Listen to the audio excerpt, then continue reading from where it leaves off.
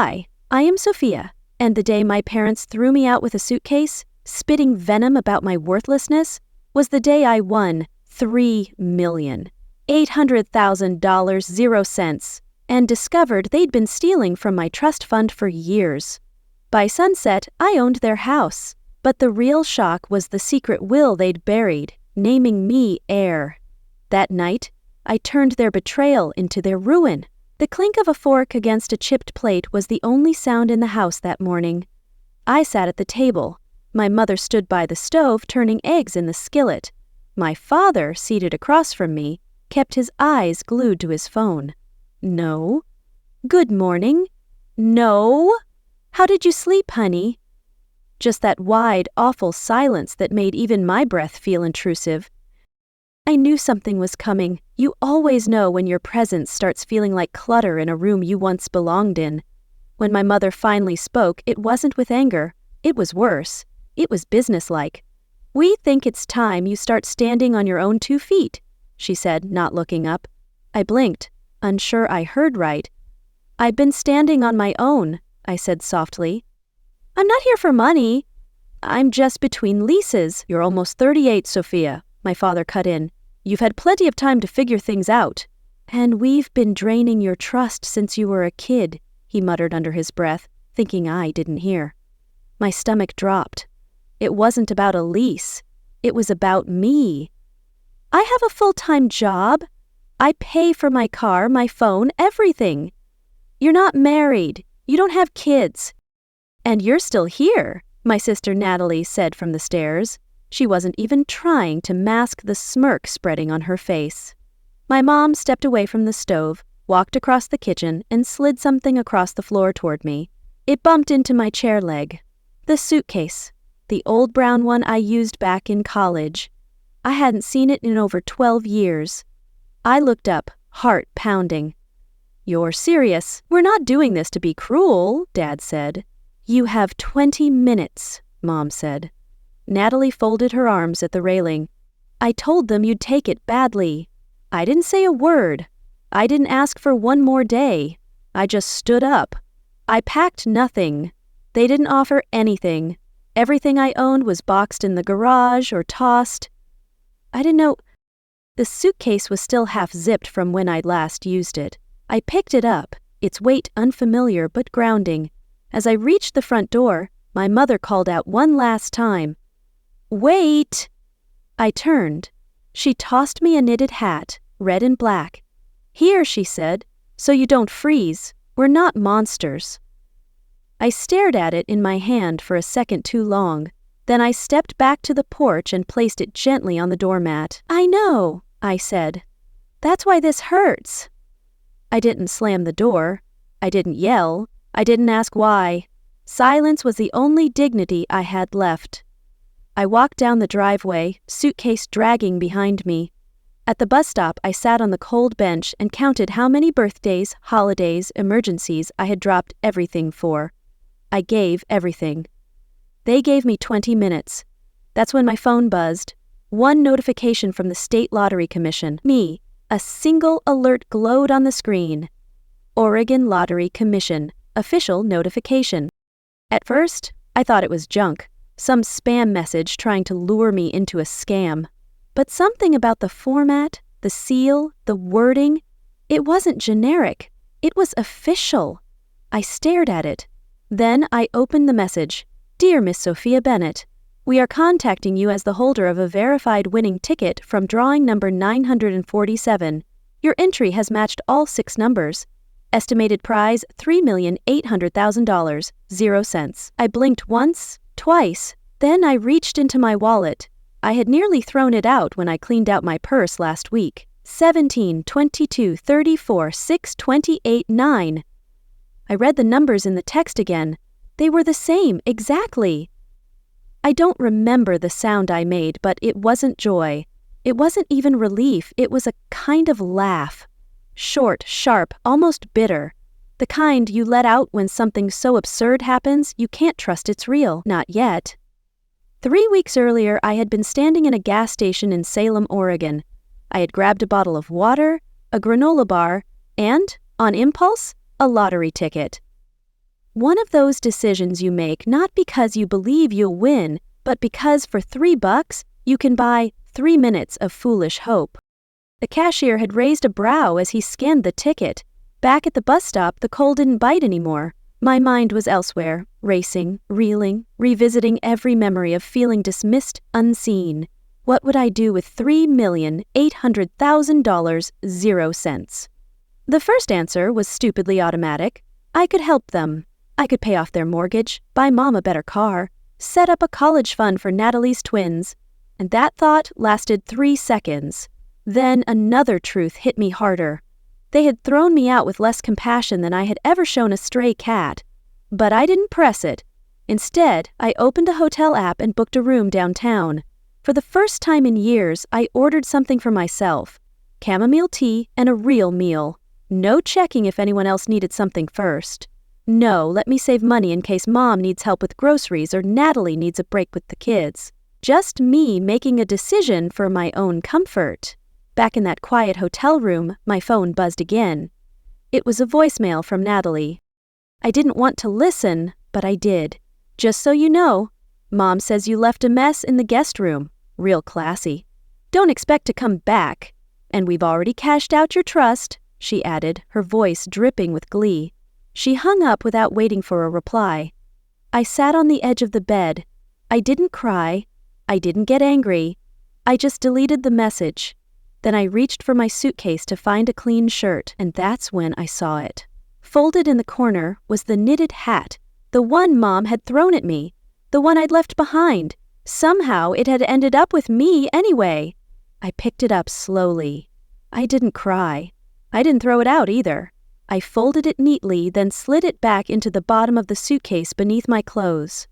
The next morning I walked into the bank with a hat, a suitcase, and a claim slip worth millions. The bank's glass doors hissed open with a soft whoosh as I stepped inside, suitcase wheels rattling gently behind me. The knit hat was tucked neatly beneath my arm. It was just after 9 in the morning. The branch was quiet. A row of tellers stood behind their stations, all in matching navy blue. I approached the closest one, a woman maybe 8 years younger than me. Her name tag said, Emily. She looked up from her monitor, blinked at me, then her gaze flicked down to the suitcase and back up to my face. "Hi there, how can I help you today?" she asked. I didn't blame her. I probably looked like someone who had slept on a bus bench. Nothing about me screamed millionaire. I slid the paper across the counter. "Please verify this and call your manager," I said evenly. She glanced at it, did a double take. Then she cleared her throat and picked up the phone. I didn't look away. I didn't fidget. If I had to be doubted again, let it be the last time. A few minutes passed. Then a man in a charcoal suit stepped out from the back office. "Ms. Bennett," he said, extending a hand. "I'm Michael, the branch manager. Let's step into my office." He was courteous, but I saw it in his posture. The slip was real. The money was real. I sat across from him at a wide oak desk, the hat and suitcase resting by my feet. He offered me water. I declined. "We'll need to start the verification process formally, of course," he said. "It'll take a few days for the funds to be fully accessible, but this is life-changing. Congratulations." I nodded once. "I'd like to set up a private investment account. Of course, we can guide you through everything. You'll want to work with one of our fiduciary advisors. Also," he paused, "Bennett, are you by any chance related to William Bennett? He used to come in years ago, manage the Bennett family trust." My fingers stiffened around the armrest. "I don't believe so," I said carefully. "What trust?" "Oh," Michael said. "It's probably not my place to say, but he used to handle all the paperwork personally. It wasn't a huge amount, but sizable enough. Mostly earmarked for his grandchildren, I think. I'm one of them." The silence was sharp. "I see," he said. "I can check what's publicly visible, but your name doesn't appear on the current beneficiaries. Never has, I assume." "That's odd," I said, voice steady. "I've got a will at home that says otherwise." His eyes widened, but he didn't press. I left shortly after, paperwork in a neat folder, the manager's card tucked into the back. I walked until I found a small hotel lounge open for early coffee service. It was quiet. I sank into a leather chair, and in my lap I unfolded memories I hadn't touched in years. I remembered the spelling bee in 4th grade. I had spent weeks preparing, memorizing words no one else in my class could pronounce. Conscientious obfuscate chrysanthemum. The day I won, I came home glowing. It wasn't disappointment, it was indifference. That was the first time I understood that love in my family came with a scoreboard I couldn't see. And somehow, I always started behind. Years later, when Natalie couldn't make rent during college, I'd covered it. I skipped dinners, I took double shifts at the library, and gave her everything I had. They never asked. They just let me do it. Not because I was generous, because I was disposable. But now I had a number attached to my name that they couldn't ignore, and it had nothing to do with their approval. I finished my tea slowly. Later that day, I returned to the bank and met with an advisor named Lauren. When she handed me the final papers to sign, I paused. "Name on the account?" she asked. I looked at her, then down at the page. "Sophia Bennett," I said. "Just mine." She smiled. Perfect. My signature was steady. For once, it didn't feel like I was borrowing someone else's future. It felt like I was writing my own. I left the bank with a folder in hand, and a calm I couldn't quite describe. Not happiness, not yet, but something sturdier. Resolve. By the time I pulled into Aunt Clara's driveway in Eugene, Oregon, my car's heater was still warming up as I sat parked for a full minute. It had been at least 18 months since we last spoke, maybe more. I gathered the suitcase and rang the bell. The door creaked open halfway. She stood there. "Sophia!" She blinked, startled. "Well, I thought you were staying with friends. That's what your mama told me." I gave her a tired smile. "She didn't mention the suitcase, huh?" Her eyes drifted to the scuffed handle in my hand. "Come on in," she said finally, stepping aside. The house smelled like cinnamon and cloves. We settled in the kitchen. I wrapped my hands around a mug of tea she poured without asking. She busied herself at the counter. "Did they really kick you out?" she asked softly. "They did?" She turned. "Just like that?" I nodded. The silence between us thickened. It wasn't new, just deeper now. "Remember that dinner when I was 21? I asked. "You were there. Mom and Dad invited you and Uncle Frank before he passed." Her brows knit slightly, and I suggested I help with the business. I said I wanted to learn how things ran. Thought maybe if I earned my way in, I'd matter more. She nodded slowly. "I remember. Mom told me. That's sweet, but we don't do charity hires." Clara winced. I hated that. "You didn't say anything. I know." She sat across from me. "I need to ask you something, and I want the truth," I said. "Why didn't you ever say anything about the trust?" Her mouth opened, then closed. "They told me you weren't part of it for your own good," she said finally. "That you needed to find your own way. That you'd never thrive if you got too comfortable." I let out a bitter laugh. "That's not protection, Clara. That's punishment. They wanted me poor, kept me scrambling so I wouldn't ask questions." She shook her head. "I didn't agree. But your father and mother, they made up their minds early. You were always the one they couldn't predict, couldn't steer, so they locked the doors before you could find the key." Her words dropped like stones. I wanted to scream, to throw the mug or cry or walk out, but I didn't. Instead, I stared at the pie crust forming under her hands. "They decided roles early," she said. "Natalie, the heir, you the helper. Me, I was just supposed to stay quiet." "Why'd you listen?" I asked. "Because when I didn't, they froze me out too. It's a pattern, honey. You're not the first." That hit harder than I expected. We sat in silence. After a while, she stood, walked to the back pantry, and returned holding a small manila envelope. "I wasn't supposed to keep this," she said. "Your mother asked me to destroy it." I didn't. I took it gently. Inside was a folded letter, in my grandfather's handwriting. I read the first lines, then froze. He had named me, not Natalie, not the girls, me. I always said it should have gone to the one with the clearest eyes, he wrote. Sophia sees what others won't, the original beneficiary. I closed the letter. You knew, I said. She nodded. I didn't know how much it would matter until they erased your name. I didn't know they'd pretend like it never existed. They forged a new will to cut you out, she whispered, tears in her eyes. I kept this to prove you were chosen. I stood. My voice was steady now. I'm not just here for revenge, Clara. But I am here for the truth. She met my gaze. Then you'd better be ready for what comes next. I slipped the letter back into the envelope and picked up my suitcase again. I already packed. The drive to Portland, Oregon took just over 90 minutes. I had no plan other than to show up. That, in itself, felt like a small revolution. I'd bought a dress the day before. The rooftop bar shimmered with gold lights. Waitstaff moved. It was Natalie's favorite kind of setting. I stepped inside and paused. Her laugh reached me before her gaze did. Then she saw me. Everything on her face froze except her lips. Who told you where this was? She asked. I didn't flinch. Nobody. I read the city like I used to read you. That wasn't her style. Not in front of strangers. Someone handed me a small badge. Guest support, it read. A mistake, but my sister didn't correct it. Of course not. I removed it slowly and placed it flat on between us. Even now, I said calmly, you're embarrassed by me showing up in my own clothes, with my own name.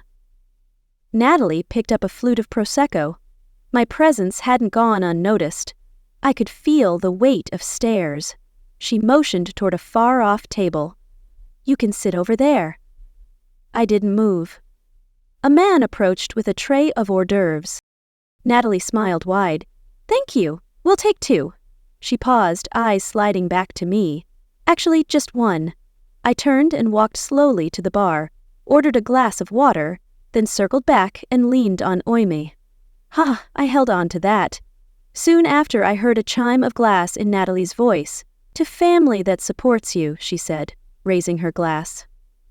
My grip tightened around the stem of mine. My knuckles turned white. Clara's envelope was heavy in my purse. I didn't pull it out. Not yet. Instead, I excused myself and headed down the corridor toward the restrooms.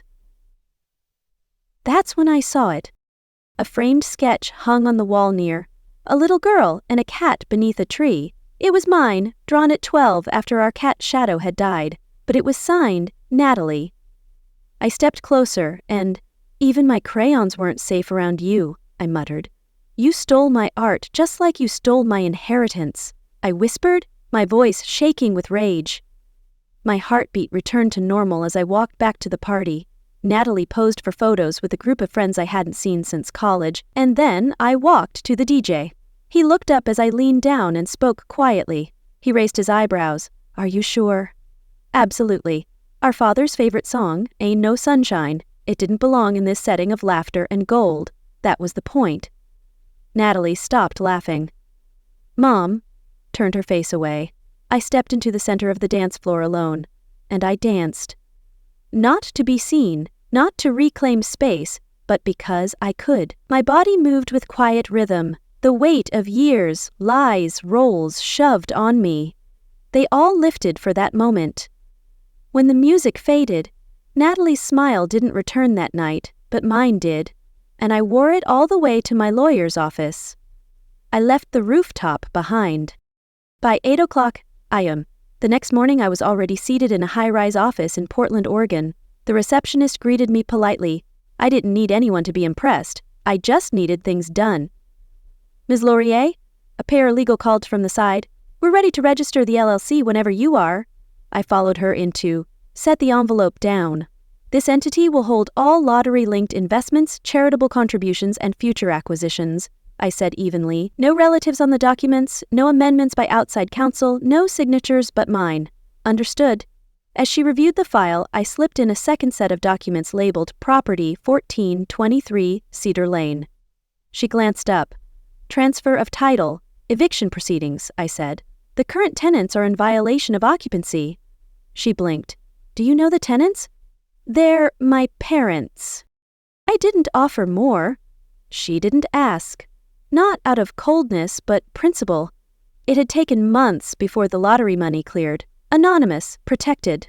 I used the delay well. The house on Cedar Lane had been bought through one of my shell corporations. No red tape, just clean, legal maneuvering. They kicked me out, thinking it was their domain. Turns out they were squatting in mine. Flashback 8 weeks earlier. The agent handed me the pen at closing. He didn't know it was about reclaiming the very ground I'd been erased from. Back in the present, I scrolled my signature on the last page, slid the folder across the table, and stood. Let's move forward, I told the room. Across town, the first tremor hit. Natalie's phone buzzed during brunch. Eviction notice filed. Cedar Lane Holdings, LLC versus current tenant. He did it, Clara's voice came when called. She didn't start this war, she said gently, but I think she's finally ending it.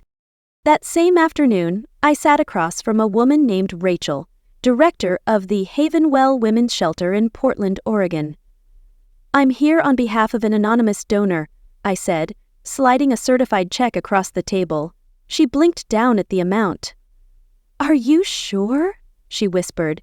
There's a stipulation, I added. The scholarship arm will be called the Lumen Fund. It's meant for women rebuilding. Educational grants, vocational training, safe housing. Rachel's eyes misted.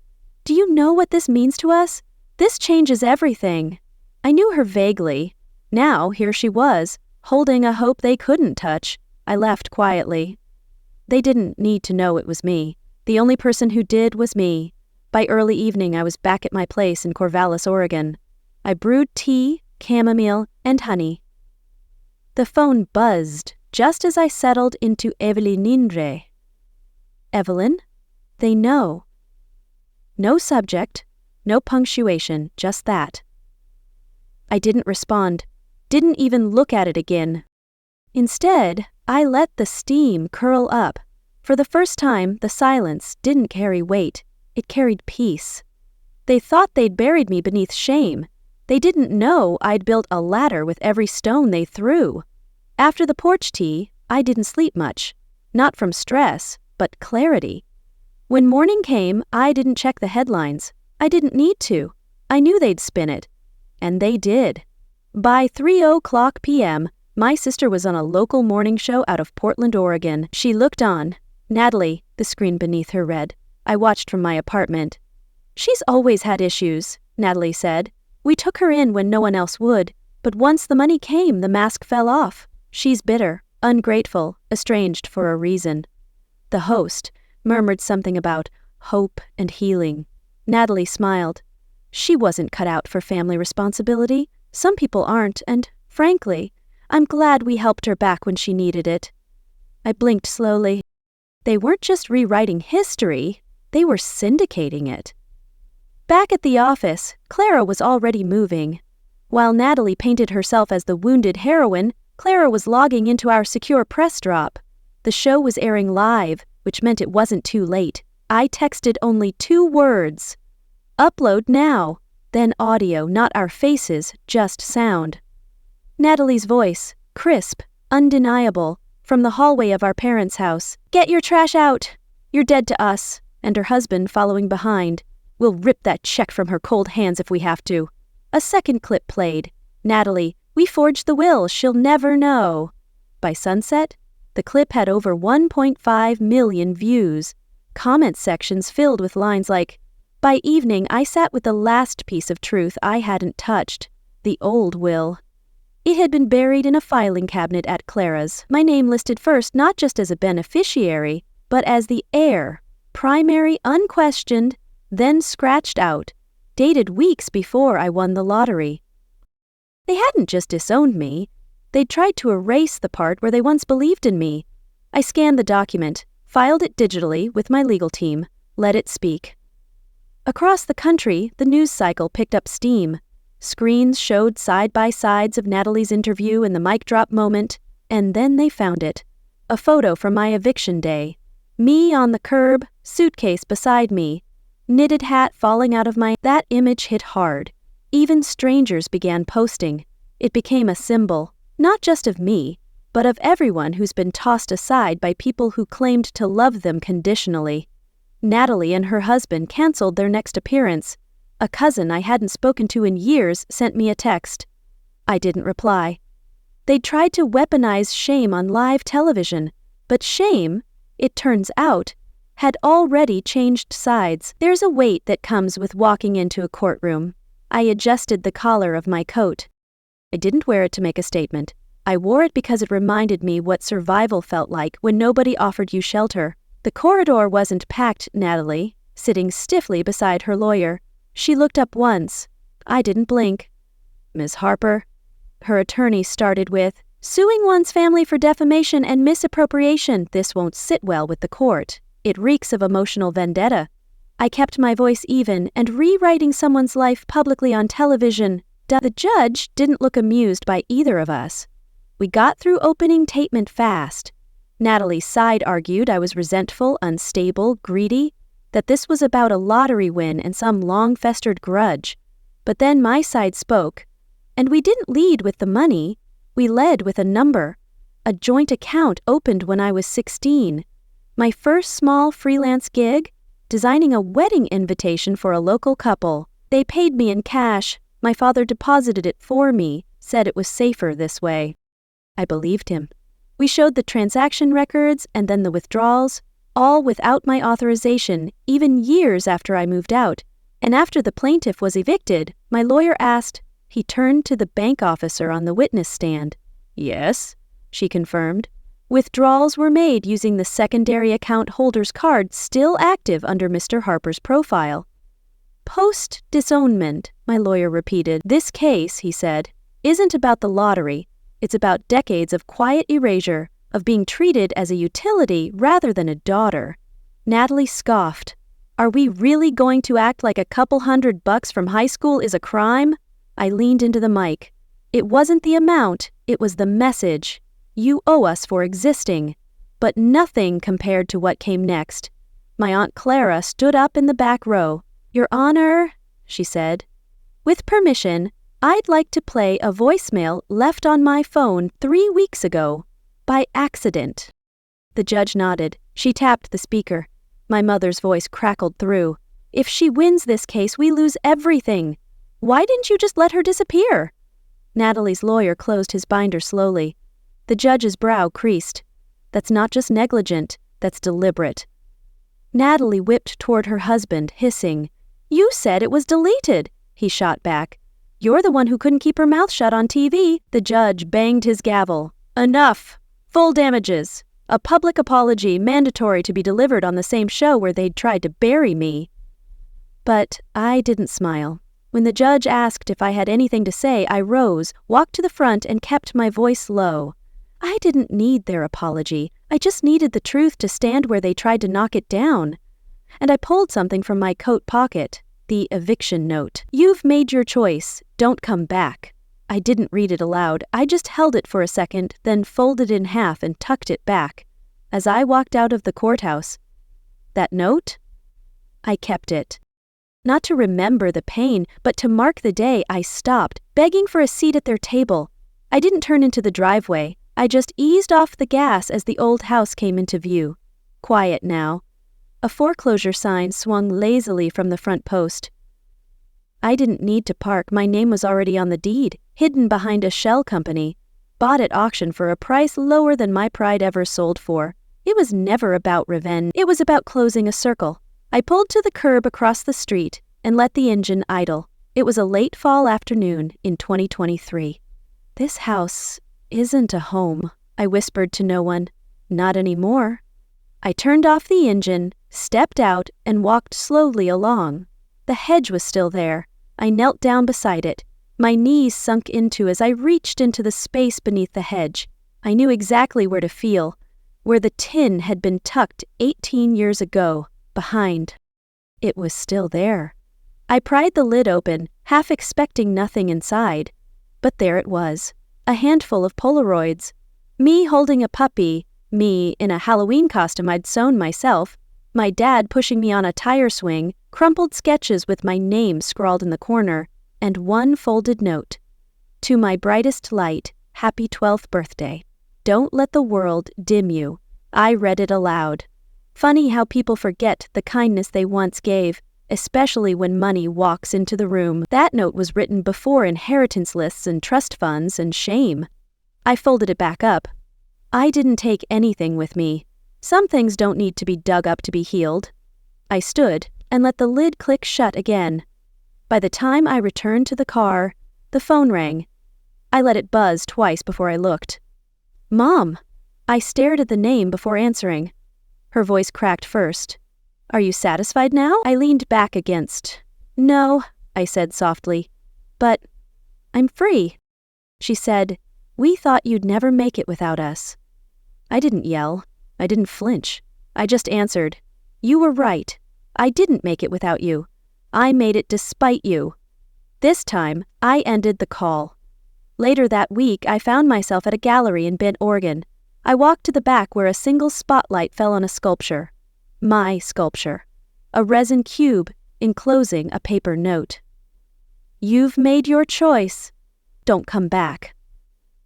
It sat inside a cracked suitcase frame, the one I'd wheeled from the porch that day. The title placard read, A young woman near me whispered to her friend. I turned. Real enough to become art? She didn't ask more. I left through, and as I stepped outside, I realized the suitcase they left me with had carried more than clothes. It carried my freedom, but also the weight of a truth I'll never fully escape. Family can wound deeper than strangers, and healing doesn't erase the scars.